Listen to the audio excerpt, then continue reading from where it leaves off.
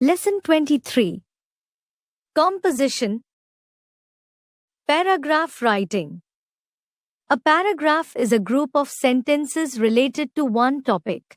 Several sentences work together as a part of a unit to create an overall thought or impression. In a paragraph, an idea is developed adequately. Paragraphs can stand alone or function as part of an essay, but each paragraph covers only one main idea. There are different types of paragraphs. Some of them are reflective, narrative, and descriptive paragraphs. Reflective paragraph expresses some thought of an abstract subject. Narrative paragraph treats the experience-based topic, while a descriptive paragraph describes any person, place, animal, etc. Sample paragraphs. Joy of an excursion. An excursion is a short trip taken for pleasure. Schools should provide for excursions, tours and trips to give children an experience of practical knowledge and the joy of being out together with their peers. It breaks the boredom of the classroom. It also gives us an opportunity to explore and enjoy personally the specialties of the place visited. Bharat is rich in places of historical, religious, industrial, and scientific interest. It has nature's bounties generously spread all over. It is one thing to read about a place, its people and their mode of living, and quite another to see them actually and get to know their mode of living, and quite another to see them actually and get to know their ways through a personal experience. Besides, there is a thrill of being together with others of our age and enjoy recreation with a blend of instructions. Here, we are on our own, moving about in an environment of freedom to taste the joys of our own discoveries and explorations. And if our movement entails a night stay, we share with our friends the joys of corporate living.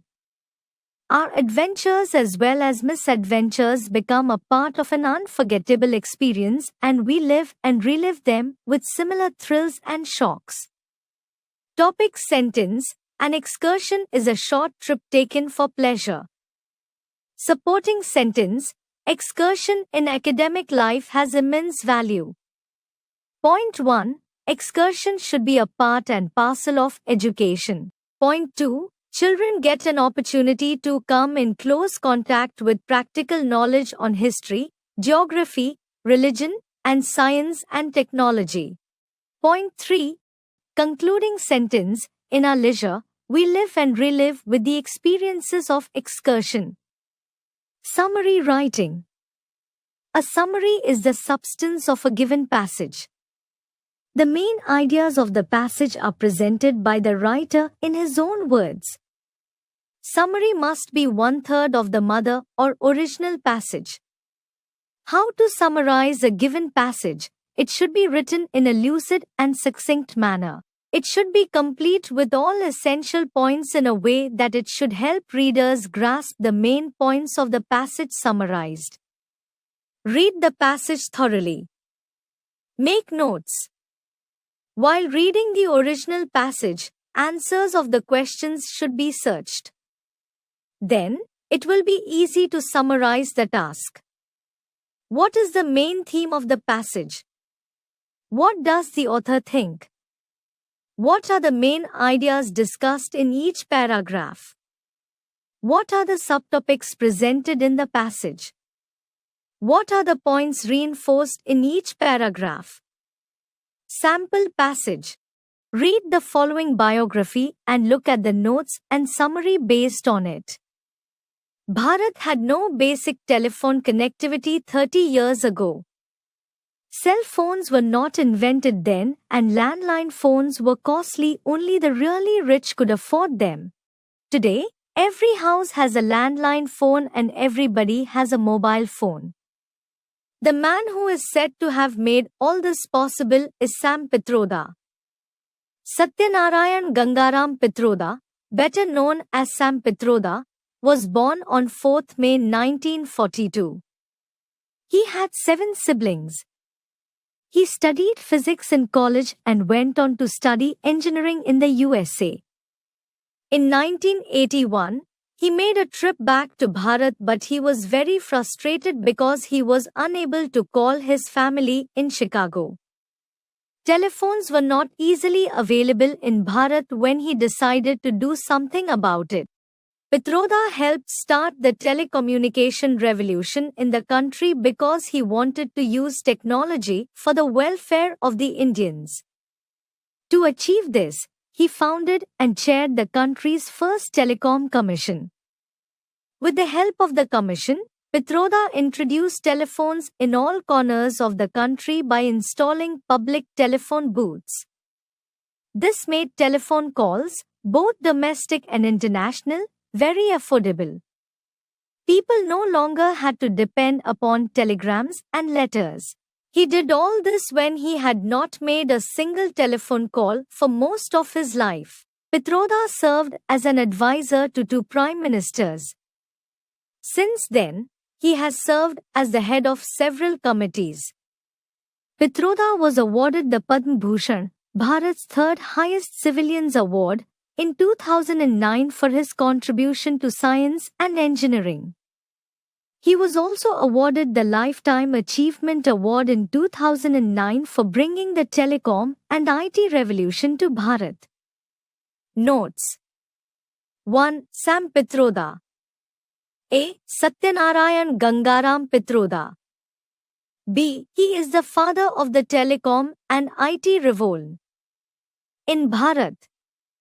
C. Ensures telephone coverage throughout the country. 2. Personal life. A. Born on 4th May 1942, 7 siblings. B. Studied Phy and engineering in USA. 3. His contribution. A. Visited Bharat in 1981, couldn't call his fam in Chicago. B. So, founded the telecom comms. C. Comms. Install phone booths everywhere. D. Affordable call rates. 4 honors and awards. A. Served as an advisor to two PMS. B. Headed SAVE committees. C. Awarded Padma Bhushan in 2009 for SCI and Eng. D. Awarded a Lifetime Achievement Award in 2009. Hints, abbreviations. Revol. Revolution. Telephone. B. Born. Phy. Physics. PMS, Prime Minister's Comms Commission. SCI and Eng. Science and Engineering. SAVE. Summary. Satyanarayan Gangaram Pitroda, born on 4th May 1942, better known as Sam Pitroda, is the father of the telecom and IT revolution in Bharat. He is a physics graduate and went to the USA to study engineering. On his visit to Bharat in 1981, he realized the need for telecommunication coverage everywhere. He founded the first telecom commission, which installed public phone booths in all corners of the country. It also made both domestic and international calls affordable. He was rewarded with several honors, including the Padma Bhushan 2009 and the Lifetime Achievement Award 2009. He also served as an advisor to two prime ministers and headed several committees. Making posters. Poster designing needs the brevity of language or simple, common catchy words, and visual appeal requires in the slogans of advertisements to communicate the message effectively to the public, consisting of elite group of people as well as laymen.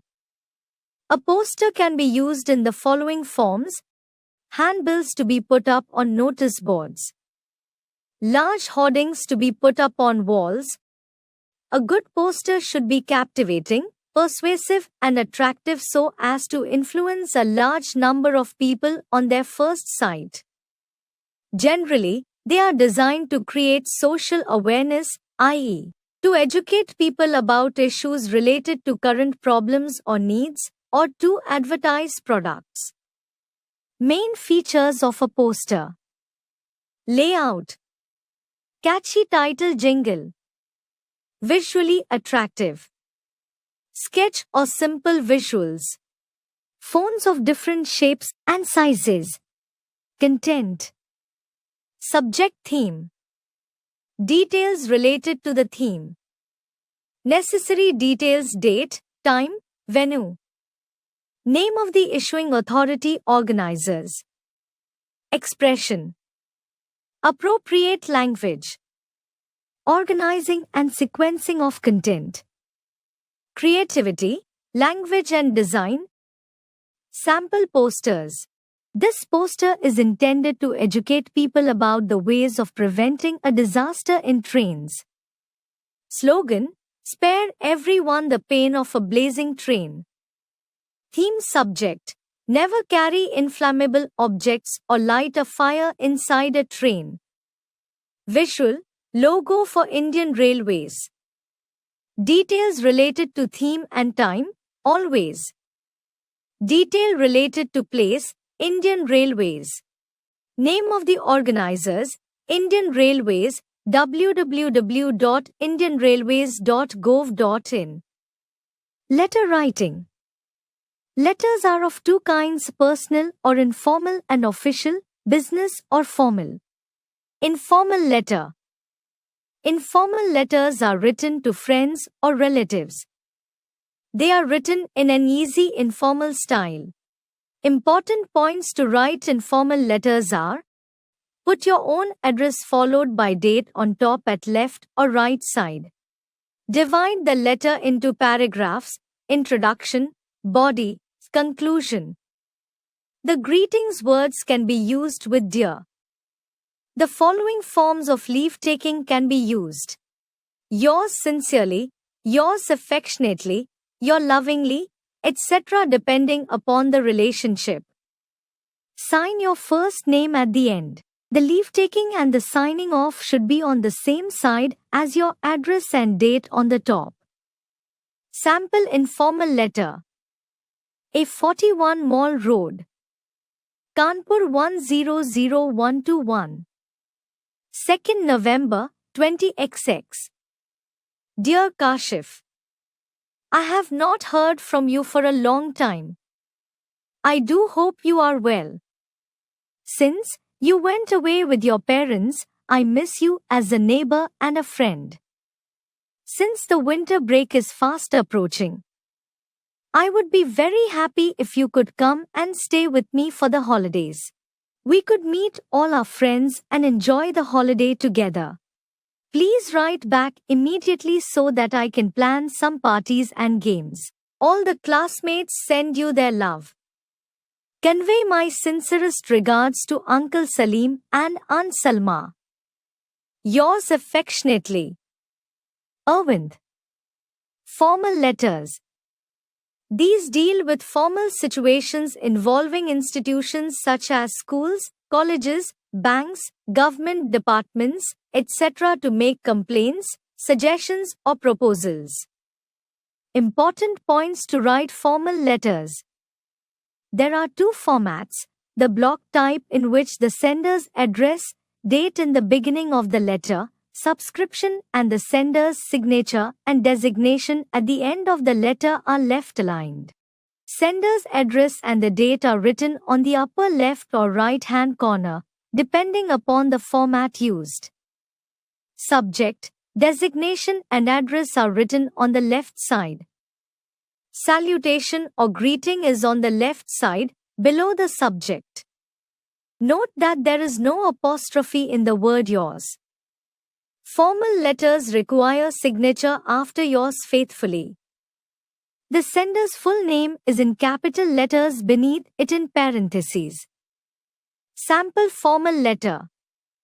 Write a letter to the editor of a national daily newspaper, highlighting the problem of stray cattle on the roads. D10 Defense Colony, New Delhi, 15th April 20XX.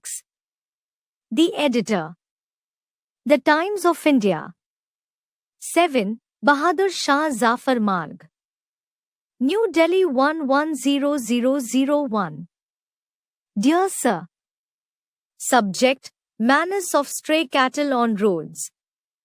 I am writing this letter to highlight the menace of stray cattle on the roads of Delhi. The number of stray animals is increasing every day.